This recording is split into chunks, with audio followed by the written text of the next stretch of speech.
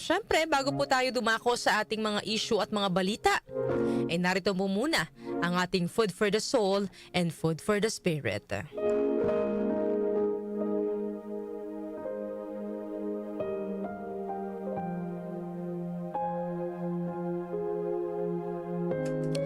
Sa kagustuhan po ng isang ina na ma-developa ang kakayahan ng kanyang anak sa pagtugtog ng piano, ay dinala niya ito sa concert ng isang kilalang maestro.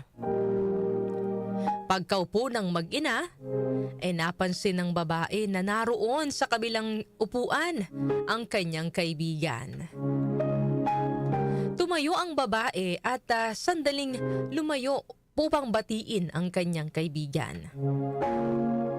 Samantala, ang bata naman, na labis na namamangha sa kanyang nakikita, ay sinamantala ang pag-alis saglit ng kanyang ina at naglibot sa concert hall. Hanggang sa makarating ang bata sa isang pintuan na may nakasulat na "Do not enter". Magkagayunman, pumasok pa rin ang bata sa pintong iyon. Maya-maya lamang ay nagdilim na ang mga ilaw. Hudyat na magsisimula na ang pagtatanghal. Bumalik na ang ina sa kanilang upuan. Pero laking gulat niya nang makitang wala roon ang kanyang anak. Maya-maya lang, biglang bumukas na ang kurtina sa stage at tumutok ang ilaw sa isang engrandeng piano sa entablado. Sa kanyang pagkabigla, nakita niya ang kanyang anak na nakaupo sa harap niyang piano. Inosenteng tinutugtog ang "Twinkle, Twinkle, Little Star".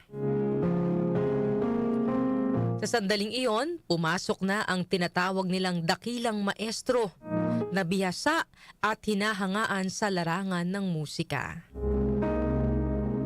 Lumapit ito sa bata at bumulong. "Huwag kang titigil, ituloy mo lang." Nagpatuloy sa pagtugtog ang bata hanggang sa inabot ng kaliwang kamay ng maestro ang piano at sinimulang haluan ng bass part ang kantang tinutugtog ng bata. Maya-maya pa'y inikot nito ang kanyang kanang kamay sa kabila at dinagdagan pa ito ng mas magandang himig. At ng mga oras na iyon, ang isang hindi inaasahang sitwasyon ay naging isang napakaganda at kamanghamanghang karanasan nang dahil sa magkatuwang na pagtugtog ng maestro at ng bata. Ano po ang aral na mapupulot po natin sa kwento natin ngayong umaga? Sa anumang pagsubok na ating pong pinagdaraanan sa buhay, lagi po nating tatandaan na nariyan ang Diyos na patuloy na gumagabay. Siya po ang tunay na maestro ng ating buhay. Ang marunong bumuo ng maganda at makabuluhang musika kahit mula sa magulong simula. Lagi po nating iisipin na hindi po tayo nag-iisa. Kapag inilapit po natin sa Diyos ang anumang ating pinagdaraanan at hinayaan po natin siyang kumilos sa ating buhay, tiyak na magiging maganda ang musika ng ating buhay. Kaya anuman po ang inyong pinagdaraanan sa buhay, mga kanyusik, kapit lang.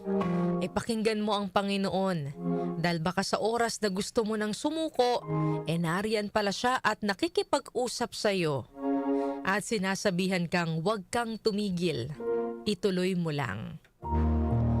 Tandaan po natin, hindi man natin agad nauunawaan ang lahat ng bagay, ang lahat ng mga nangyayari sa ating buhay, may layunin at dahilan ang mga bawat pagsubok po na ating nararanasan. May dahilan ang bawat luha at may bunga ang mga bawat pagtitiis.